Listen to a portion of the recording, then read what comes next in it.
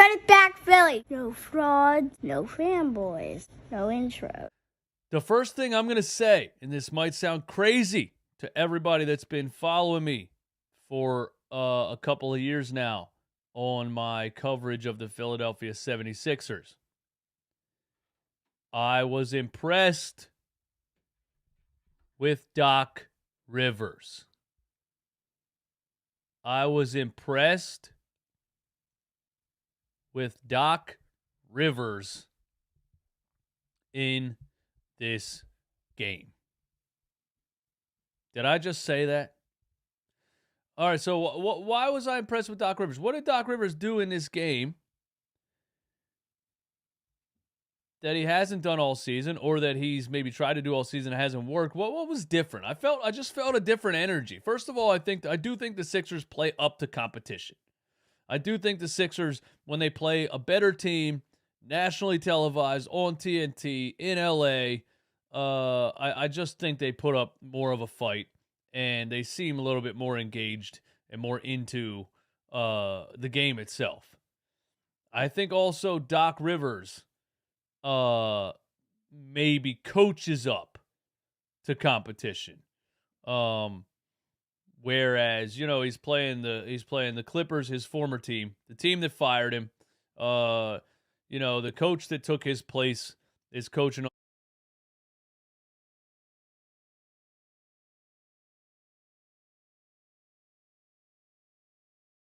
the other side. There's some players on the other side that have said some things about Doc Rivers that probably, lands a little bit of a chip on his shoulder when he's playing his former team with those players. Paul George, one of them, who spoke out against him as a coach. So I do think Doc Rivers comes into a game like this, has a little bit of chip on his shoulder, and wants to outcoach Tyronn Lue, wants to outcoach the coach that took his job in LA. So I think the first thing is that Doc Rivers' lineups in this game ended up being good. I still don't understand exactly what his hate is for Paul Reed. But we just got to deal with it. There's nothing we can do.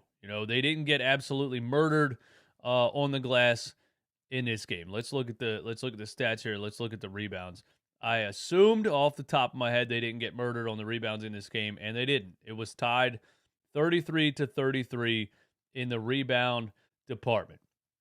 The main thing that I was looking for in this game, that I was nervous about while this game was going on, as everything unfolded, heading into the end of the third quarter, beginning of the fourth quarter, because we had, PJ Tucker trying his best, trying his heart out to guard Kawhi Leonard in the beginning of the third quarter. And Kawhi Leonard scored what felt like 25 straight points on him in that third quarter. It was really only like 9, but it was 9 points in probably 2 minutes. He was just absolutely shredding PJ Tucker in that third quarter. And I was saying to myself, or I was saying out loud to you guys that were watching the game with me, the end of this third quarter lineup into the fourth quarter is going to either make us or break us. I was waiting for that PJ, Montrezl Harrell, George Niang lineup that can't defend the rim. And I was assuming that Paul George and Kawhi Leonard were going to attack us when that lineup came in, and we were going to die in that third. What saved the game was the end of the third lineup with Tyrese Maxey and the bench, and the beginning of the fourth quarter. Hold on. The cat is scratching at the door, as is usual. I swear to God, I'll kill you. Don't you dare scratch to get back in here. I will kill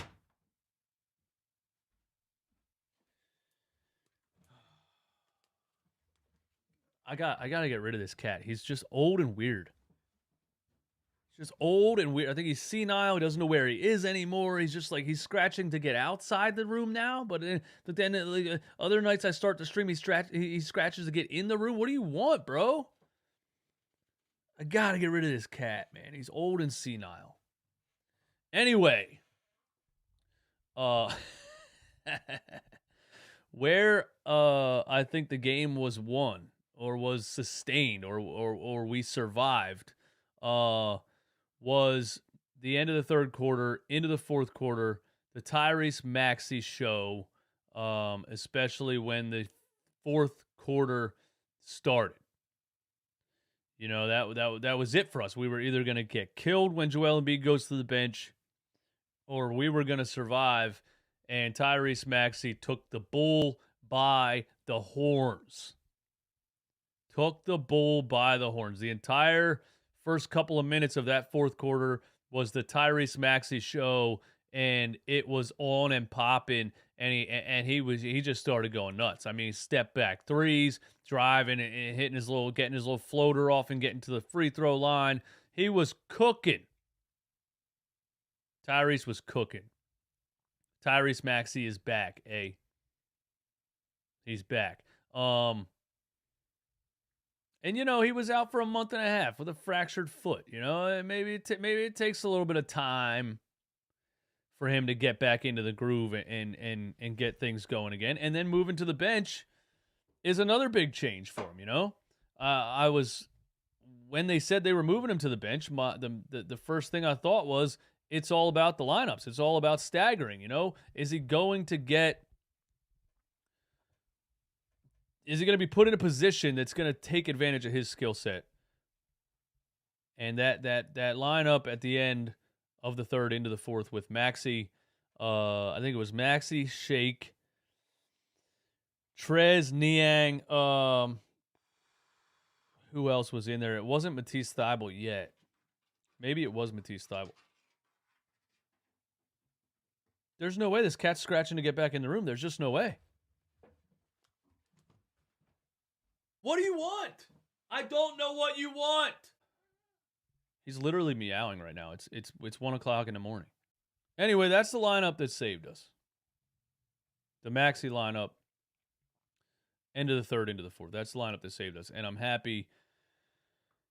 You know, I'm happy that Maxey's back. I'm happy that he got that run in that part of the game. And it's going to be big for us, you know, moving forward.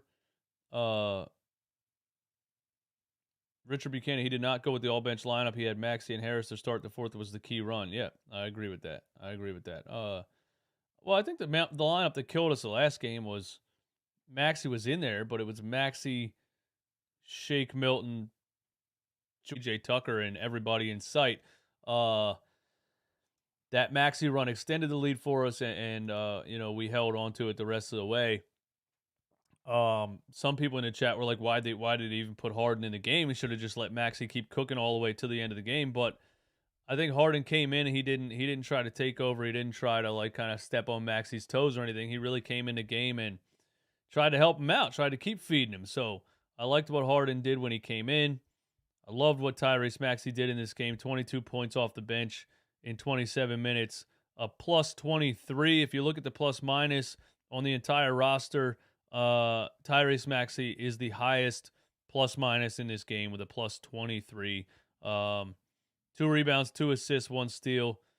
But he was 7 for 12 from the floor, 3 for 5 from 3, and 5 for 5 from the free throw line. So amazing game for Tyrese Maxey, 22 off the bench in 27 minutes. Maxey's back. I am impressed with Doc Rivers' lineup decisions in this game. Run it back, Philly. No frauds, no fanboys, no intro.